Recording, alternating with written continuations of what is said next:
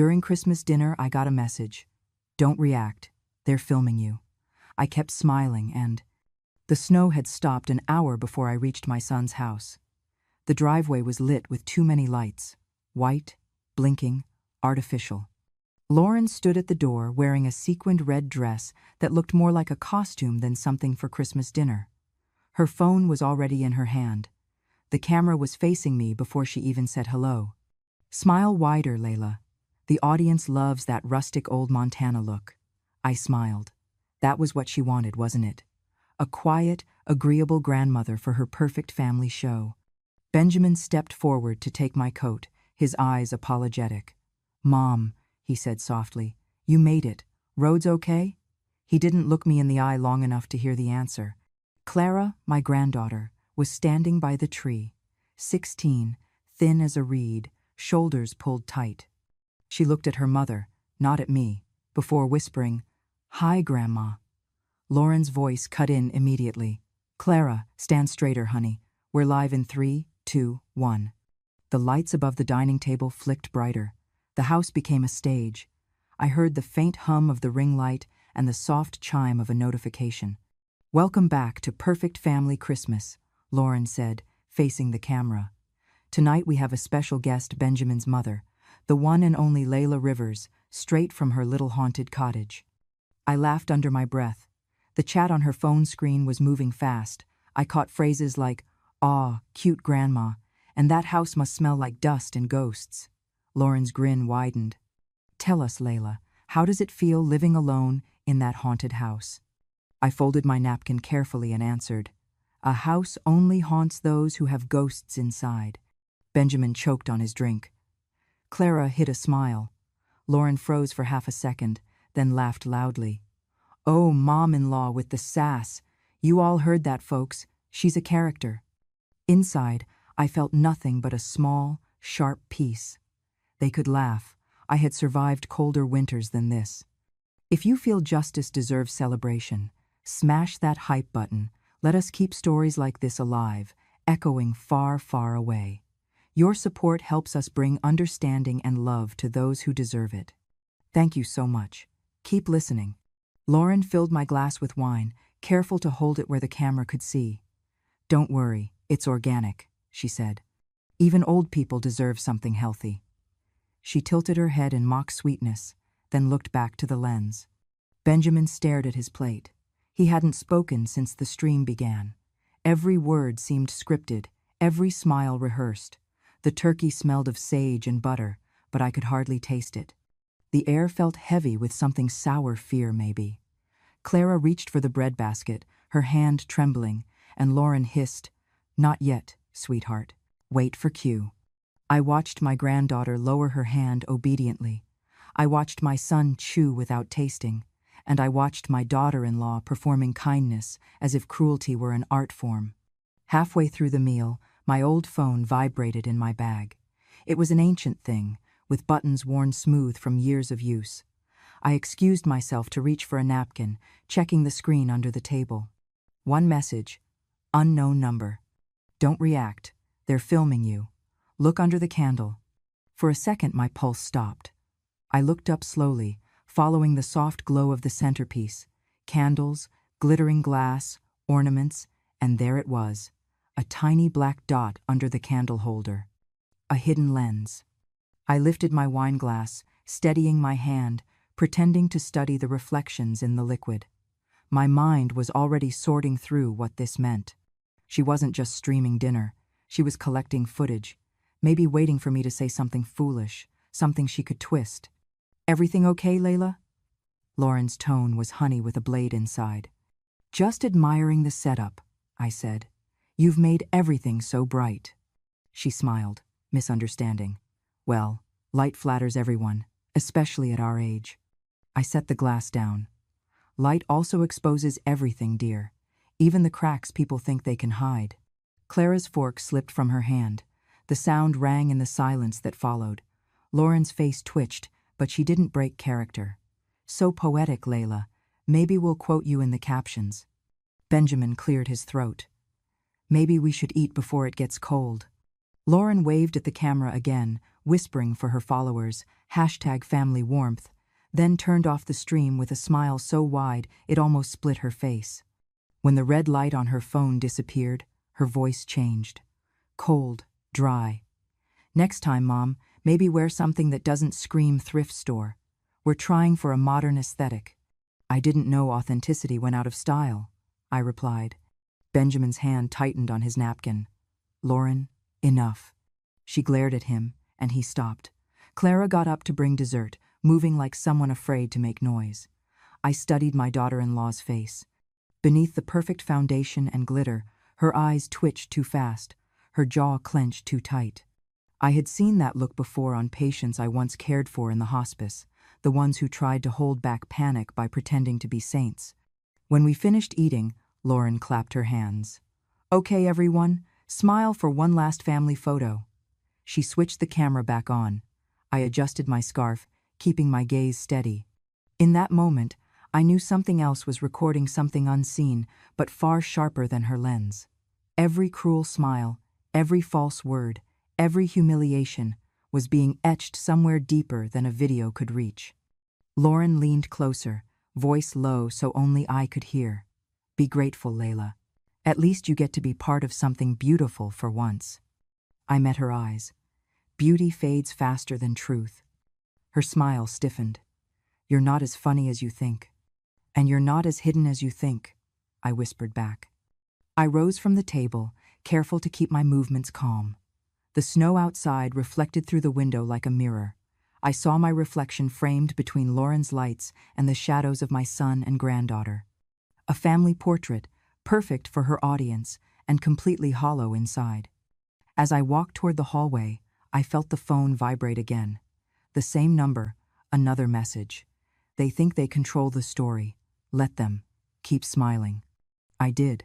I smiled all the way to the door, each step measured, each breath deliberate. Let them film, let them edit. They would not see me break. They would see me waiting. I remember the first time Benjamin mentioned her name, Lauren.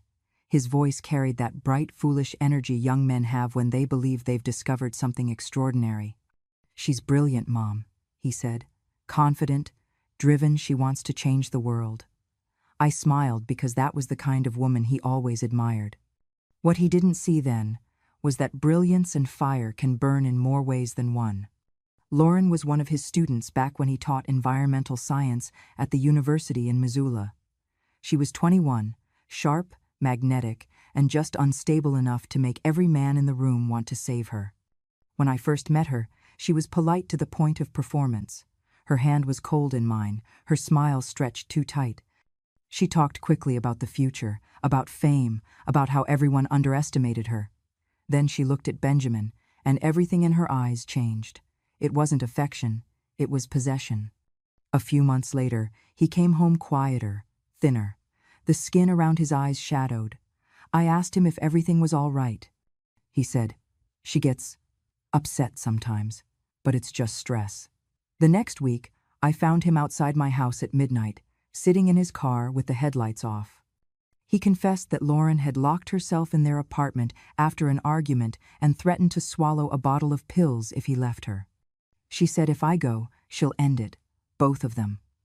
His voice broke when he said, "both," and I realized she was pregnant.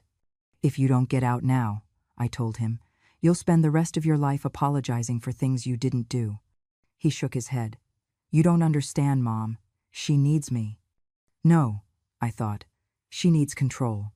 When he told Lauren he wanted space, she drove to my house, uninvited, 3 a.m. She stood in the snow, pounding on my door until I let her in. Her mascara had run down her cheeks. She screamed that I was ruining her life, that I was jealous, that I wanted to steal her child. Then, with a sudden calm that frightened me more than her rage, she said, "If Benjamin leaves me, I'll take his future with me, and you'll never see your grandchild." After that night, she refused to see a doctor unless Benjamin sat beside her. The psychiatrist later confided to Benjamin quietly, off record, that Lauren displayed signs of paranoid delusion and narcissistic personality disorder. But there was no forcing her into treatment. She charmed her way through every evaluation, twisting words until she seemed the victim. When Clara was born, I hoped motherhood would soften her. For a while, it did.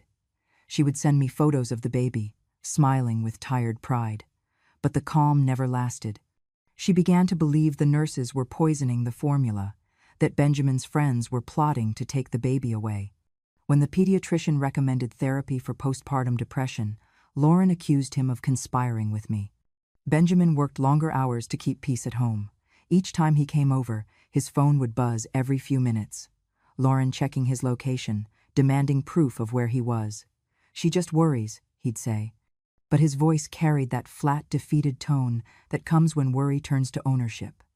She controlled everything: his bank account, his schedule, even his students' emails. She installed cameras around the house for safety. But she also watched the footage late at night, rewinding, analyzing, looking for signs of betrayal. When Clara was 5, Lauren began homeschooling her because schools are breeding grounds for liars. The last time I tried to intervene was 8 years ago. I went to visit Clara on her birthday. Lauren opened the door with that same perfect smile she used for strangers. "Layla, how sweet of you to come. We were just finishing a little project." Clara was sitting on the floor surrounded by paper dolls. Each doll had a name: Mommy, Daddy, Grandma. The one labeled Grandma had its head torn off. Lauren laughed when she saw my face. Children have such imaginations, don't they? That night, I pulled Benjamin aside. "This isn't normal," I whispered. "You need to leave, for Clara's sake." He looked at me with eyes hollowed by exhaustion. "If I leave, she'll hurt herself. She said she'll make sure no one believes me. She records everything, edits things I say." "She can't keep you prisoner," I said. "Yes, she can," he whispered. "And if I go, she'll make sure Clara grows up believing I'm the monster." From then on, my visits were rare. Lauren controlled the invitations, the timing, the narrative. She called me the meddling matriarch on her blog, painting herself as the young, misunderstood wife trying to protect her family from a bitter old woman. People adored her. They shared her posts about setting boundaries with toxic relatives. Each word she wrote tightened the cage around my son. I thought I understood cruelty, but Lauren's brand of it was different. It wasn't impulsive. It was curated, crafted with precision. She didn't just want obedience, she wanted worship. And she believed she deserved it because her pain made her special. Years passed. Benjamin's shoulders sagged, his laughter vanished. Clara grew quieter, her smiles rarer. I would send gifts, letters, small reminders that I still existed. Sometimes they came back unopened. Sometimes they arrived months later, already opened, taped shut again. I should have realized sooner that Lauren's hatred for me wasn't just resentment, it was delusion. In her mind, I was the villain in the story she'd built to explain her chaos. I was the jealous mother who tried to destroy her marriage, the unseen force poisoning her world. And because she truly believed it, every act of cruelty felt to her like self-defense. One afternoon, after years of silence, she called me out of the blue. Her voice was cold and calm. "Layla," she said, "if Benjamin ever listens to you again, you'll never see Clara. And don't think people will believe an old woman over me. I know how to make you look insane." Then she hung up. That was when I stopped calling, stopped writing. I knew there was no winning a battle with someone who lived inside her own storm. I just prayed my son and granddaughter would one day find a way out of it. Now, sitting at their Christmas table years later, I realized nothing about her had changed, only sharpened. The smile was the same, the control more sophisticated, the performance flawless. She had built an empire of illusions, and everyone around her was trapped inside it. But something in me had shifted. For the first time, I wasn't afraid of her delusions anymore. I was watching them crack. And I knew, sooner or later, light would slip through. 3 days after that dinner, my house felt too quiet. I had unplugged every lamp that could hide a lens, checked the curtains twice, and still the silence felt observed. Snow kept falling outside, steady and soundless. I was making tea when my phone lit up with a message from a number I didn't recognize. "Mom, don't reply. I have a separate phone. Lauren reads all my texts." I sat down slowly.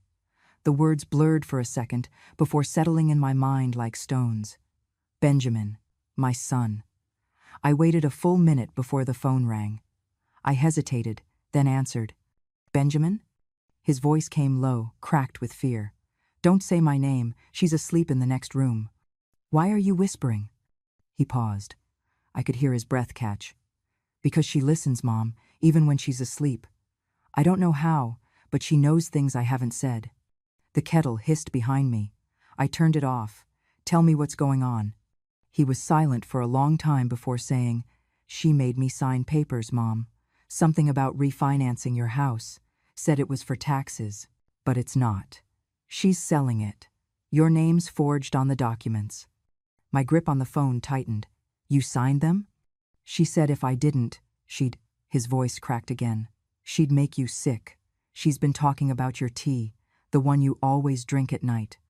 She bought her own blend and told me she wanted to help you rest. She laughed when she said it, like it was a joke. It wasn't. For a moment, everything in the room seemed too bright, too sharp. Benjamin, listen to me. You are not trapped. You hear me?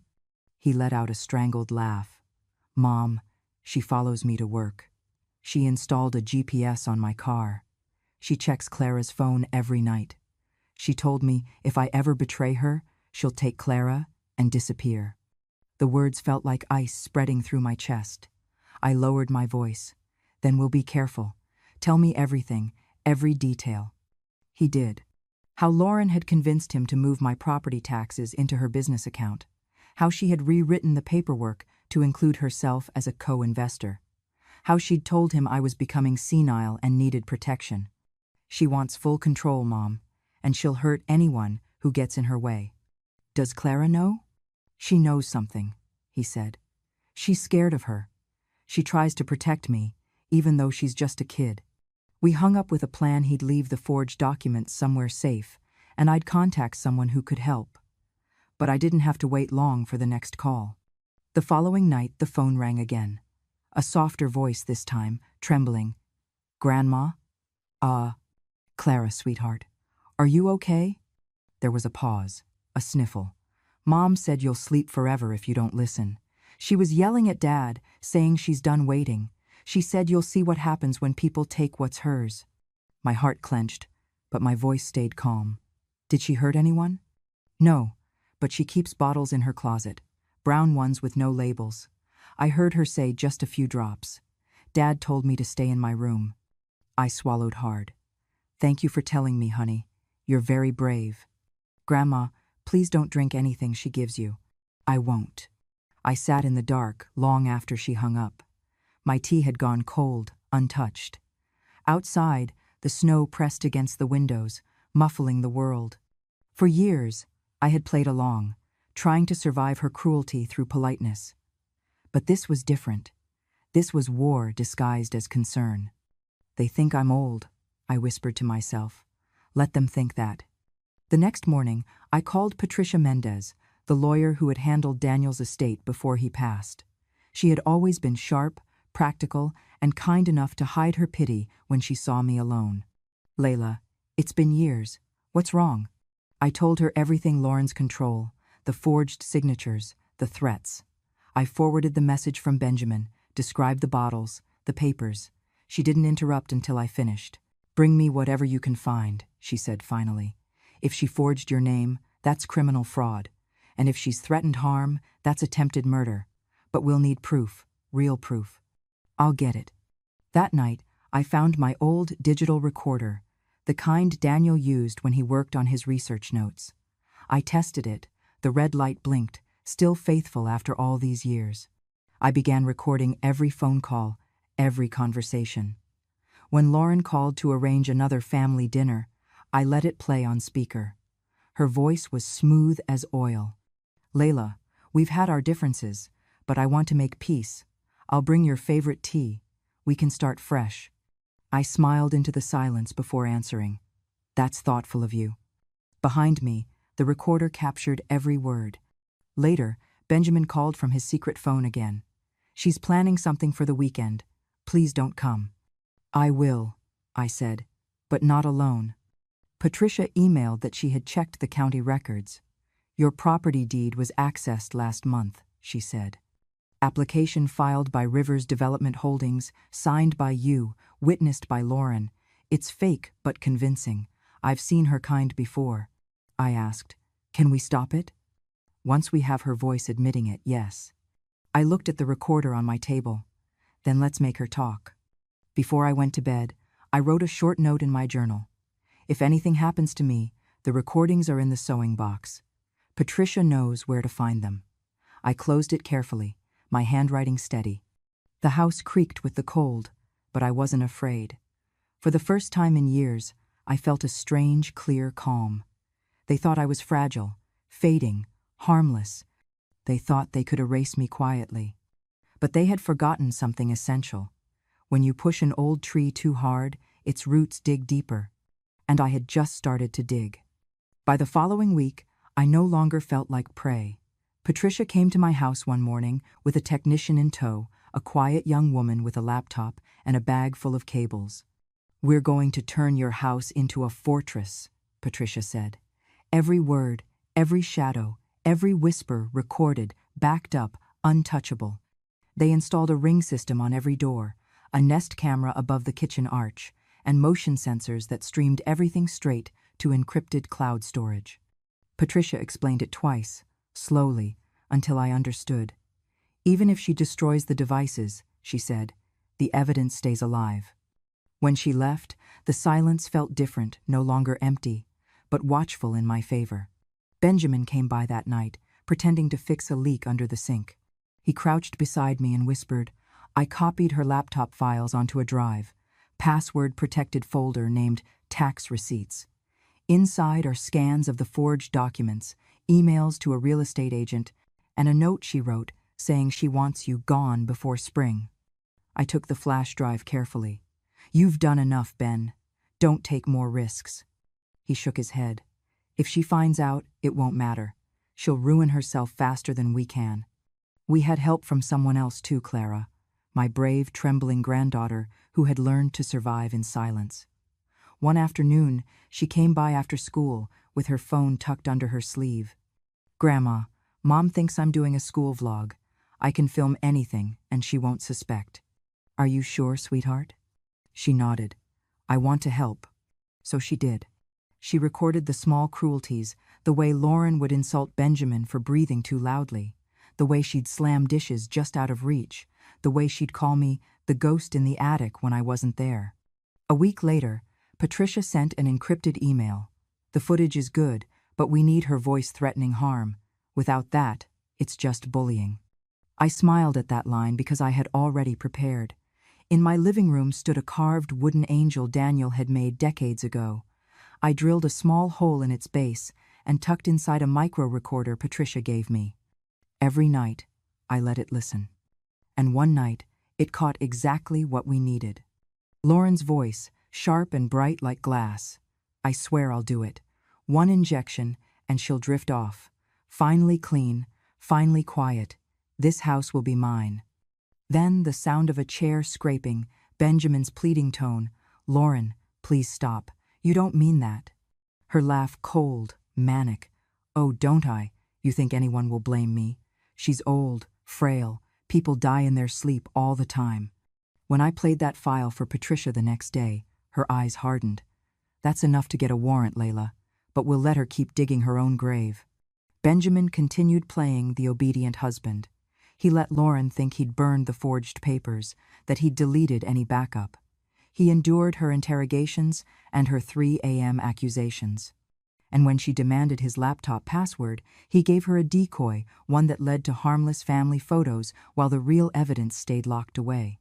But danger lurked closer than any of us expected. One night, Clara nearly lost everything. She'd been recording in the kitchen, pretending to set up her vlog camera while Lauren cooked.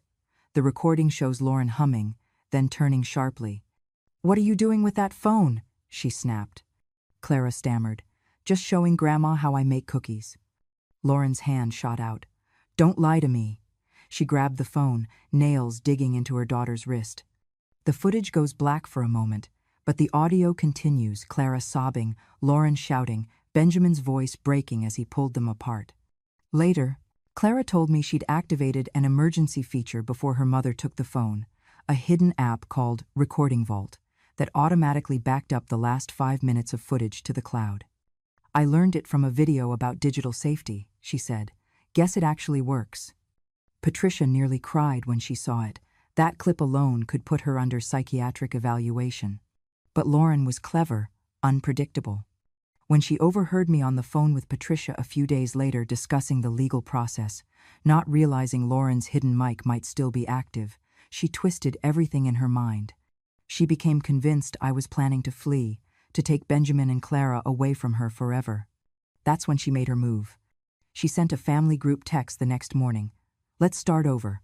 Christmas was hard on everyone. Dinner at our house Friday. No cameras, no audience, just family. I stared at the message for a long time. It was too polished, too sudden. Patricia's reply came moments later. She's setting a trap. Let her think you'll walk into it. When Benjamin called that night, his voice was unsteady. She's calm, Mom, too calm. She's cleaning everything, humming like she used to when she was pregnant. It's terrifying. She's preparing, I said. Let her. Patricia says we should alert the police now. Not yet, I whispered. We'll let her reveal herself. When people like her believe they're winning, that's when they tell the truth. Friday came. I wore Daniel's old cardigan, warm and familiar, like armor. I brought a bottle of wine untouched and a small silver brooch pinned to my collar, inside of which hid another recorder. Patricia had taught me how to sync it to the Nest system so the audio would upload live. As I walked through Benjamin's front door, I noticed the dining room had been rearranged. Candles, flowers, too much perfume in the air. Lauren met me with that perfect smile. I'm so glad you came, Layla, she said softly. I've been thinking, maybe we can finally make peace. Her eyes were bright but wrong glassy, too wide. I'd like that, I said, matching her tone. She poured wine for everyone but filled my glass first. The bottle was open, half empty. She watched me lift it, and for a second, I saw it the flicker of anticipation, the hunger for control. I set the glass down without drinking. It smells strong, I said mildly. Lauren's smile tightened. It's a new blend, relaxing. I prefer to stay awake. She blinked, thrown off. You don't trust me? I smiled. Trust is such a delicate thing, dear. Once you lose it, even cameras can't bring it back. She laughed a little too loud. Still with the cameras, huh? Yes, I said, my gaze steady. Still with the cameras. That night, as the recording uploaded to the cloud, Patricia texted one word. Perfect. Lauren thought she was closing her trap. She didn't know every word, every gesture, every drop of poison in her smile was being captured forever. Lauren called it the Family Redemption Dinner. She even made an event banner for her live stream, all gold letters and fake sincerity. Healing begins at home. Benjamin told me she'd been preparing for days, flowers, new curtains, the good china that had belonged to her mother. The entire dining room glowed under soft ring lights. There was nothing spontaneous about it. Every smile, every word, was planned. When I arrived, the camera was already rolling. We're live, everyone, Lauren chirped, her voice syrup-sweet. Tonight, our family begins anew. She kissed my cheek for the audience's benefit, her grip too tight. Let's make this beautiful, okay, Layla? Of course, I said. Benjamin looked pale under the studio lighting. Clara stood near the counter, quiet, her eyes darting between us. Lauren set the table herself, salmon, mashed potatoes, a bottle of her signature organic wine. She poured everyone a glass, filling mine first. I watched closely. The wine in my cup shimmered faintly thicker than the others. Mom, she said sweetly, I picked this one special for you. Smooth, mellow. It'll help you relax. Thank you, dear, I said, keeping my face still. Clara met my gaze across the table. She gave the smallest nod. I noticed 2 glasses identical, except for a thin crack on the rim of mine. Clara moved toward the table, pretending to set down the salt. Her fingers brushed both stems, and in a heartbeat, the glasses had switched places. Lauren lifted her own glass, oblivious. I smiled. Shall we toast? Lauren's voice sharpened. To freedom. Benjamin hesitated. Freedom from what? She looked at him, eyes bright and glassy. From the chains people put on us. From the ghosts that won't die. Her gaze slid to me, to finally being free of the past. I lifted my glass to hers. The faint crack now rested under her fingers. She clinked gently. Cheers. I raised mine to my lips but didn't drink. She drank deeply, half the glass in one motion. If you'd been watching the live stream, you'd have seen her laugh, toss her hair, make a little speech about forgiveness. Families fight, she said, but love always wins. Her words slurred slightly by the third sentence. Benjamin frowned. Lauren, are you okay? She blinked hard, trying to focus. Fine. Just lightheaded. The camera stayed fixed on her face as she swayed, gripping the edge of the table. The comments started flooding in, viewers typing question marks, hearts turning to alarm emojis. Then Lauren's smile cracked. The room's spinning, she murmured. Her hand reached for the glass again, knocking it over. Red wine bled across the white tablecloth. Lauren! Benjamin leapt up, catching her as she fell sideways. Clara screamed. The camera kept rolling. I stood slowly, every movement deliberate. The lens caught my face, calm and unshaken. I reached out and turned the bottle upright, the label facing the camera. You recorded everything, Lauren, I said softly. Now it's your turn to watch. Her body went limp in Benjamin's arms. The chat exploded, thousands of viewers typing, "What's happening? Call 911. Is this real?" I looked straight into the lens one last time. Nothing hidden stays hidden forever. Patricia and the police arrived within minutes. Benjamin had already called. Paramedics confirmed it. Heavy sedatives in the wine glass Lauren had used, enough to put a person in a coma. The live stream had broadcast everything from her gloating toast to the moment she collapsed. Within hours, the clip spread across social media, dissected frame by frame. Commentators called it the most chilling domestic downfall ever caught live. And I didn't need to explain a single word. The truth had spoken for itself. The next morning, the world no longer doubted what had happened in that house. Patricia and the police arrived before sunrise, their cars lined along the snowy driveway like silent witnesses. The live stream footage had already gone viral overnight. Millions had watched Lauren collapse mid-broadcast, and every second of her plotting was now evidence. At the sheriff's office, Patricia opened her laptop, connecting it to the projector. This, she said calmly, is the unedited file stored directly to the cloud. The video began. Lauren pouring wine, her eyes glinting toward the camera she thought was hidden. Let's make this beautiful, okay, Layla? Then, her muttered words off mic, captured by the tiny brooch recorder on my collar. Finally, one drink, and she'll stop ruining everything. The room was silent, except for the faint hum of the playback. Next came the clips Clara had filmed. Lauren screaming at Benjamin for answering his phone, Lauren grabbing Clara's wrist, Lauren pacing the kitchen, muttering, "They want to take her from me." And finally, the forged property documents, pulled from her laptop and verified by digital forensics. My signature, copied pixel for pixel, but under metadata that revealed her account as the source. Patricia paused the footage. This shows premeditation, coercion, and attempted homicide, she said, and combined with the live stream, it establishes clear intent. Benjamin sat beside me, silent, his face pale but steady.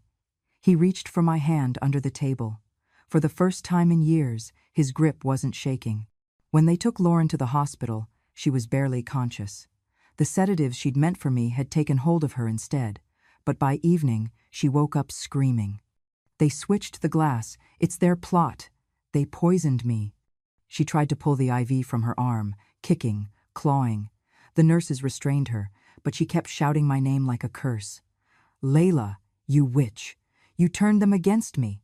2 days later, she demanded to be released for self-defense. The police refused. When Benjamin and I arrived to sign additional statements, she was waiting near the nurses' station, her eyes wild and glassy. She'd stolen a cleaning bottle from a janitor's cart, bright blue liquid labeled surface acid cleaner. "I'll fix it," she hissed, raising it high. "I'll clean it all." Her delusion broke loose completely. She saw enemies in every shadow, and in her mind, cleansing meant destroying. Everything happened in seconds. Benjamin lunged, Clara screamed, and the bottle slipped from her hand mid-swing. The corrosive fluid splashed back, searing her arm and face.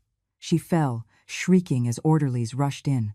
It was chaos, alarms, shouting, the acrid smell of chemicals burning through the sterile air. I stood frozen, then heard Benjamin yell, "Mom, get back!" as officers restrained her. When it was over, the doctor said she'd live, but the burns would scar, and not just her skin. A week later, the psychological evaluation came back. Patricia read it aloud in her office. Subject displays severe paranoid schizophrenia with comorbid delusional disorder and narcissistic traits. Persistent belief in persecution, violent ideation, and inability to distinguish reality from paranoia requires long-term psychiatric care under state supervision. Benjamin exhaled shakily. "So, she's going to the facility?" Patricia nodded. "State Hospital, Montana. Indefinite treatment. She'll be monitored and medicated. She can't harm anyone again." Outside the window, snow fell in thin, quiet lines across the glass. I watched it for a long time before saying softly, "She wanted control over everything, and in the end, the only thing she mastered was her own destruction." Patricia closed the file. "Justice doesn't always roar, Layla. Sometimes it just steadies the ground again." When we left the building, Clara slipped her hand into mine.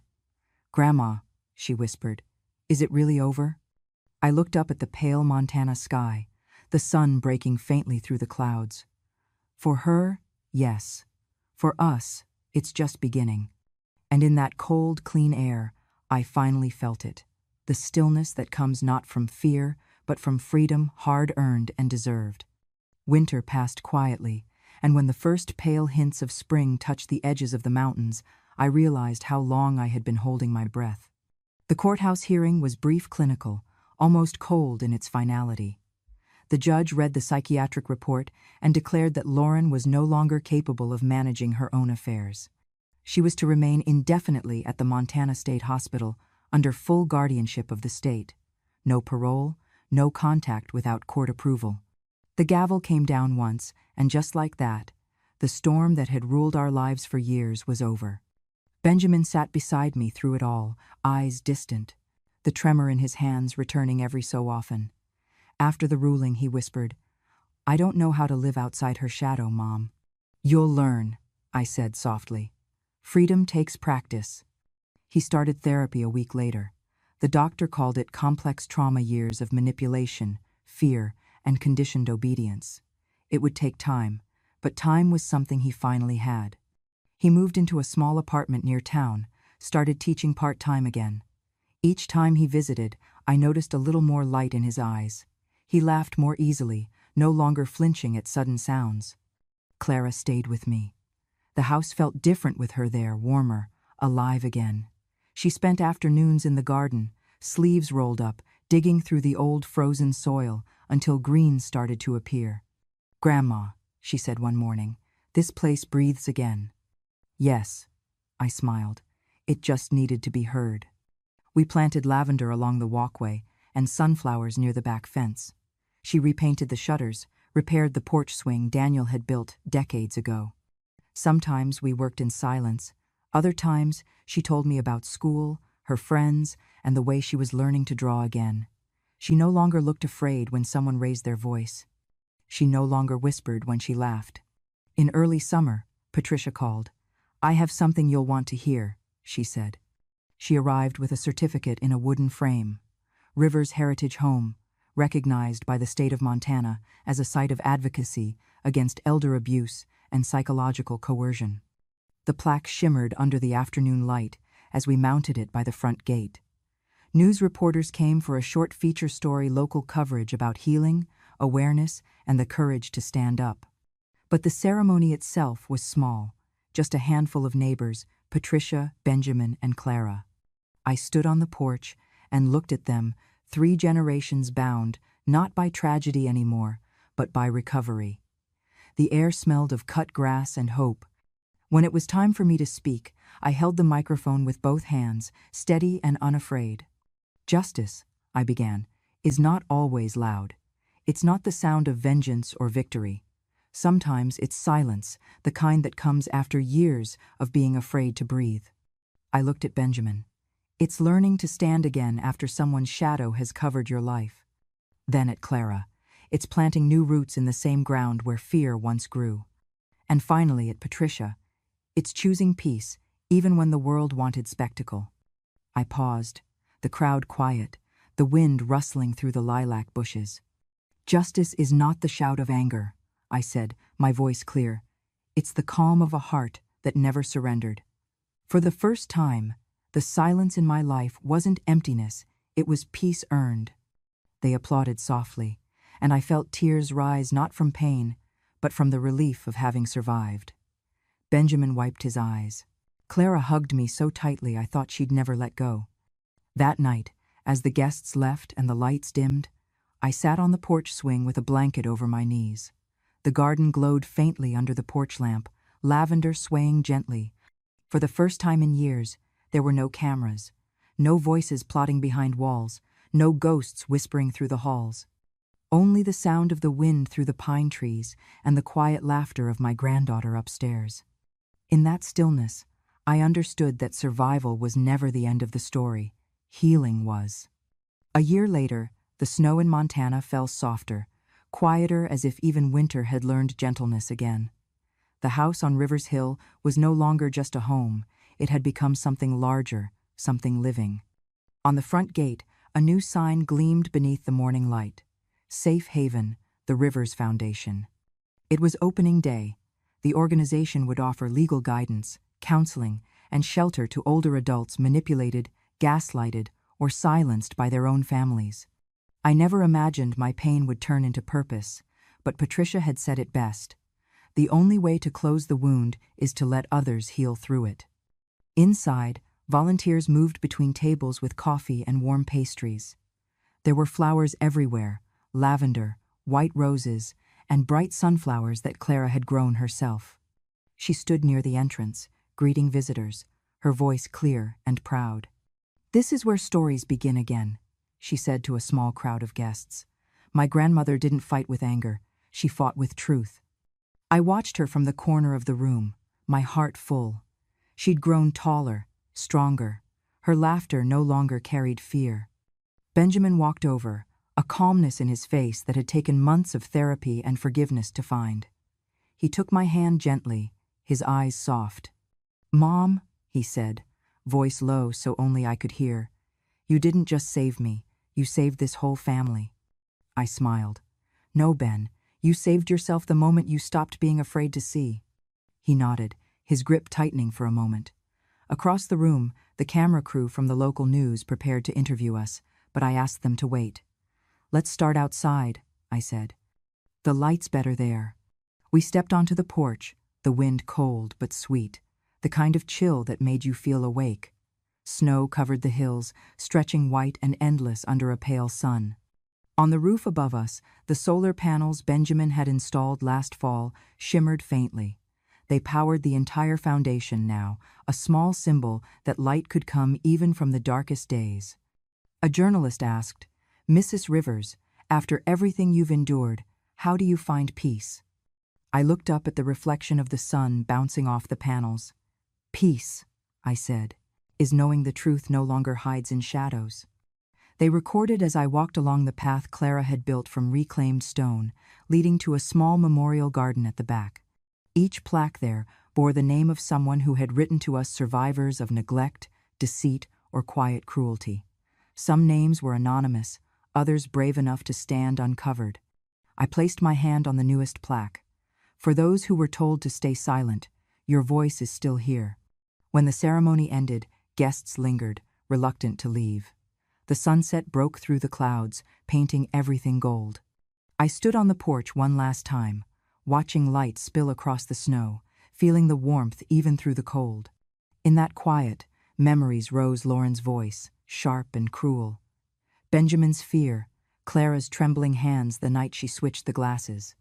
For a long time, Those memories had been wounds. Now, they were reminders. I thought of the cameras she'd once hidden, the ones meant to humiliate me, to erase me from my own story. I'd replace them with my own open, honest, transparent. The world could see what survival looked like, what dignity truly meant. As the final rays of sunlight flared across the panels, I felt something shift inside me. No triumph, no revenge, just clarity. They filmed to erase me, I said quietly, more to the wind than to anyone else. I filmed to remember, and light remembers everything. Behind me, the lights of Safe Haven flickered on, powered entirely by the panels above. Warmth spread through the windows, through the rooms filled with laughter and hope. And that was Layla's story. A woman who never needed revenge, only truth, and the courage to stand in her own light. From a dinner built on lies to a home reborn in honesty, she proved something simple yet powerful. Even silence can be louder than cruelty. If this story touched your heart, if you believe kindness deserves to be stronger than control, and that justice should shine quietly but surely, then please take a second to subscribe to Grandma True Stories.